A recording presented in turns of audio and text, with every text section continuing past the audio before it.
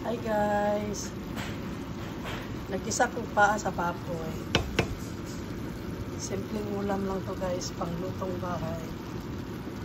Gisa-gisa lang, tapos lagyan ko lang yung Baguio beans na liso. Ay, peas pala to. Peas. Yung mga gulang na ba? Pangpagitan sa kumbanan kahit sa mong garden. Tapos lagyan ko siya ng red bell pepper. So, ano na guys, gisa-gisa lang siya. Paniog to.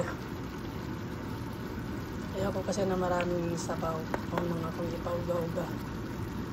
So, luto na niya siya guys. Paniog to na meron. Lutom na akong mga sako. So, thank you for watching. Bye-bye.